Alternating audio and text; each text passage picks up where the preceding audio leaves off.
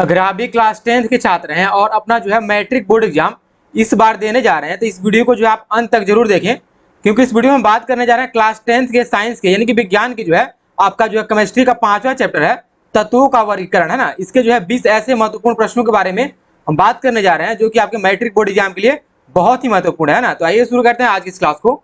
देखिए आज का पहला प्रश्न क्या कह रहा है। कह रहा है प्रश्न कि मेंडलीफ के आवर्त सारणी में क्षैतिज कतारों को क्या कहा जाता है, यानी कि जो मेंडलीफ साहब का आवर्त सारणी था ना, उसमें जो क्षैतिज कतार होते थे उनको हम क्या कहते थे, इसके बारे में पूछ रहा है प्रश्न।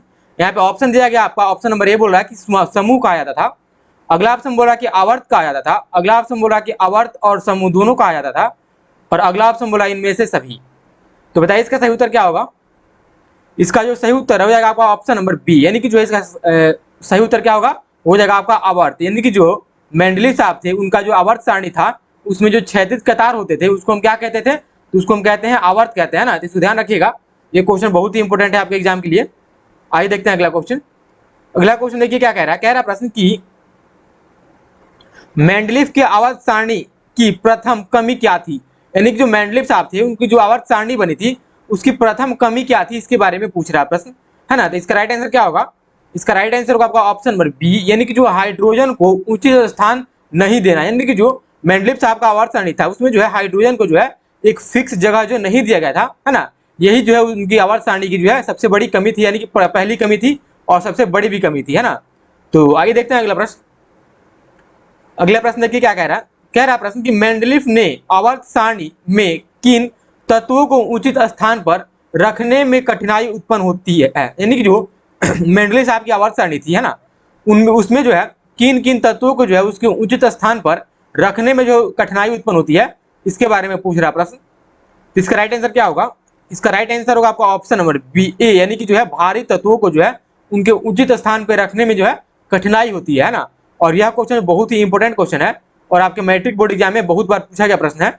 आइए देखते हैं अगला क्वेश्चन।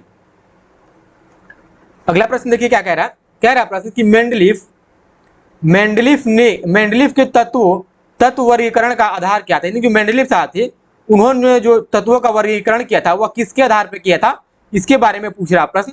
और यह भी क्वेश्चन जो है बहुत ही इंपॉर्टेंट क्वेश्चन है ना। तो इसका राइट आंसर क्या होगा, इसका राइट आंसर होगा आपका ऑप्शन नंबर ए, यानी कि परमाणु द्रव्यमान के आधार पर जो है मेंडलीफ साहब ने जो है अपना जो है आवर्त सारणी का जो है वर्गीकरण किया था, तत्वों का जो है वर्गीकरण किया था और उसको आवर्त सारणी में सजाया था, है ना। इसीलिए इसका राइट आंसर क्या होगा, इसका राइट आंसर होगा आपका ऑप्शन नंबर ए। अगला प्रश्न देखिए क्या कह रहा है। कह रहा है प्रश्न कि मेंडलीफ की आवर्त सारणी के ऊपरी भाग में तत्वों के ऑक्साइड और हाइड्रोक्साइड को दर्शाया गया था, है ना। जो मेंडलीफ साहब का जो आवर्त सारणी था उसमें उसके ऊपरी भाग में जो है तत्वों के ऑक्साइड को, है ना, और हाइड्रोक्साइड को जो है दर्शाया गया था।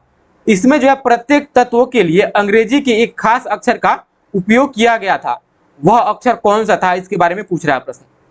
तो बताइए इसका राइट आंसर क्या होगा। इसका राइट आंसर होगा आपका ऑप्शन नंबर ए, यानी कि जो है आर, जो वो अक्षर था कौन सा था, तो वो था आपका आर था, है ना। इसको ध्यान रखिएगा।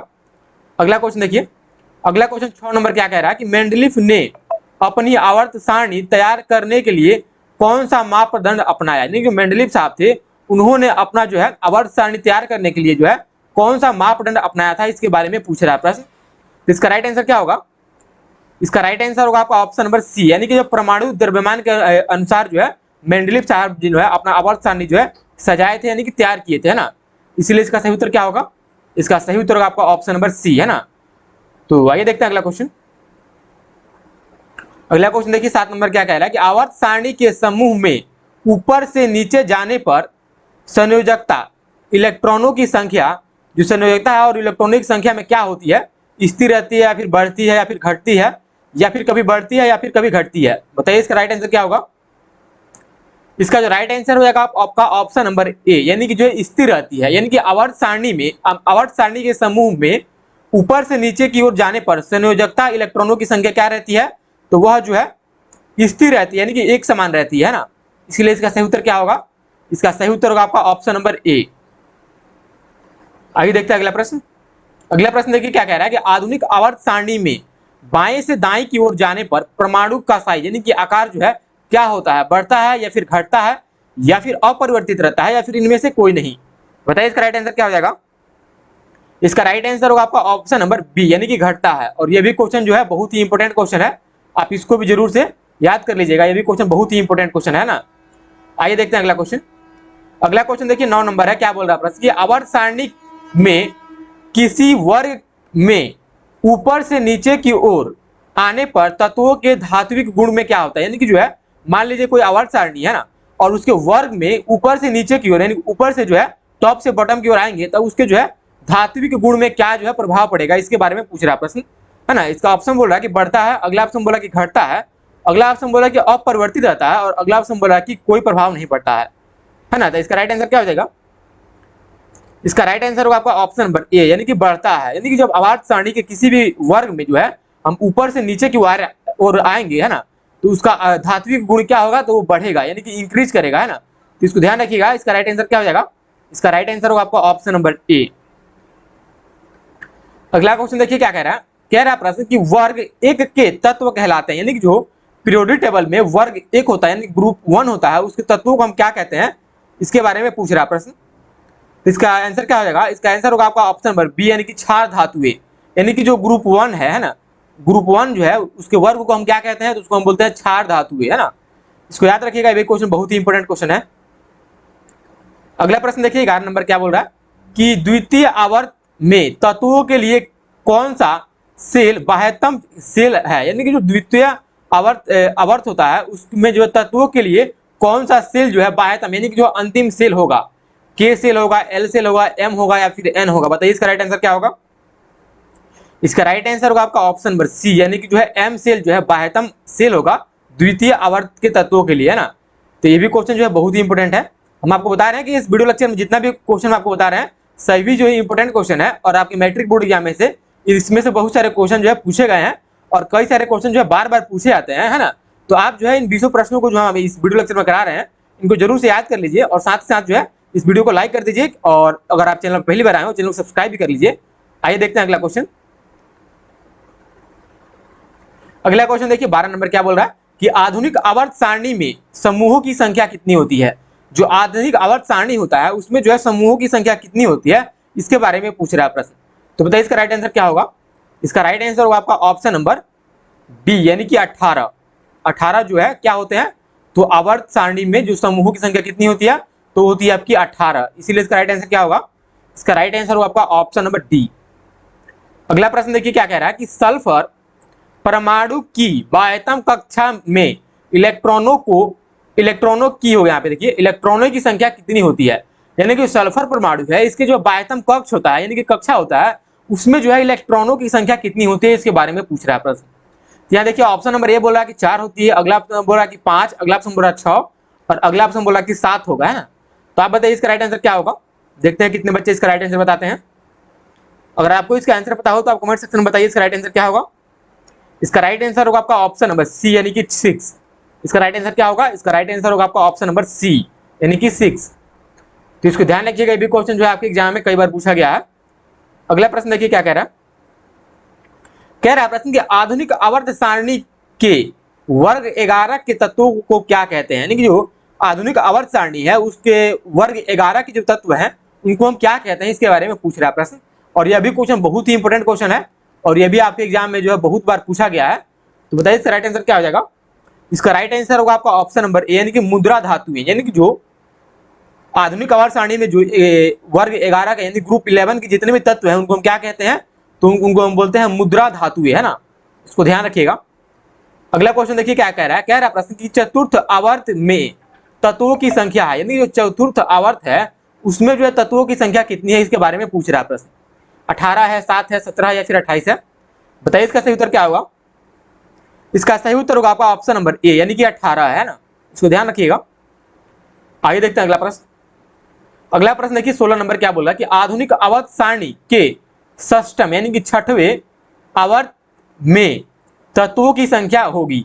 यानी कि जो आधुनिक आवर्त सारणी है उसके जो षष्ठम जो है आवर्त है उसमें तत्वों की संख्या कितनी होगी, इसके बारे में पूछ रहा है प्रश्न। तो इसका राइट आंसर क्या होगा बताइए? इसका राइट आंसर होगा आपका ऑप्शन नंबर सी, यानी कि 32 होगी, है ना। इसका राइट आंसर क्या होगा? इसका राइट आंसर होगा आपका ऑप्शन नंबर सी। अगला प्रश्न देखिए क्या कह रहा है। कह रहा है प्रश्न की आधुनिक आवर्त सारणी बटी है यानी कि जो आधुनिक आवर्त सारणी है अपनी, वह कितने ब्लॉकों में बटी है? 5 ब्लॉकों में, 3 ब्लॉकों में, 6 ब्लॉकों में, या फिर 4 ब्लॉकों में? बताइए इसका राइट आंसर क्या होगा? इसका राइट आंसर होगा आपका ऑप्शन नंबर डी, यानी कि 4 ब्लॉकों में। कैसे है देखिए, यहाँ पे जो 2 होता है ना, इसको हम बोलते हैं एस ब्लॉक, और यहाँ पे जो होता है, और आपका एक यहाँ पे होता है ना, और एक यहाँ पे होता है, तो इसको बोलते हैं हम एस, इसको बोलते हैं पी, और इसको बोलते हैं डी, और इसको बोलते हैं एफ, है ना। तो कितना ब्लॉक हो गया? ये हो गया आपका 1, और एक हो गया आपका 2, और ये हो गया आपका 3, और ये हो गया आपका 4। तो आधुनिक आवर्त सारणी कितने भागों में बटी है? ब्लॉकों में, तो बटी है 4 ब्लॉकों में। तो इसको ध्यान रखिएगा, ये भी क्वेश्चन जो आपके मैट्रिक बोर्ड एग्जाम के लिए इंपॉर्टेंट है ना, तो इसको आप याद कर लीजिएगा। आइए बढ़ते हैं अगले प्रश्न की तरफ। अगला प्रश्न देखिए 18 नंबर क्या बोल रहा है कि आवर्त सारणी में नीचे 2 क्षैतिज कतार हैं। यानी कि जो आधुनिक आवर्त सारणी है, अभी हम आपको बताए थे कि नीचे जो है 2 जो है क्षैतिज कतार थे, यानी ब्लॉक में जो है 2 क्षैतिज कतार है ना। तो इन्हें किस ब्लॉक का तत्व कहा जाता है? यानी जो आधुनिक आवर्त सारणी है, इसमें जो नीचे 2 कतार दिए गए हैं, इसको जो है किस ब्लॉक के तत्व के नाम से जानते हैं इसको? तो बताइए इसका राइट आंसर क्या होगा? इसका राइट आंसर होगा आपका ऑप्शन नंबर सी, यानी कि एफ ब्लॉक, है ना। अभी आपको बताए थे, यहाँ पे जो ऊपर होता है, यहाँ पे 2 है ना, इसको हम बोलते हैं एस, और यहाँ पे होता है कुछ, इसको हम बोलते हैं क्या? यहाँ पे जो होता है इसको बोलते हैं पी, और इसको बोलते हैं डी, और इसको बोलते हैं एफ, है ना। इसको ध्यान रखिएगा आप। आइए देखते हैं अगला क्वेश्चन। अगला क्वेश्चन 19 नंबर देखिए क्या कह रहा है।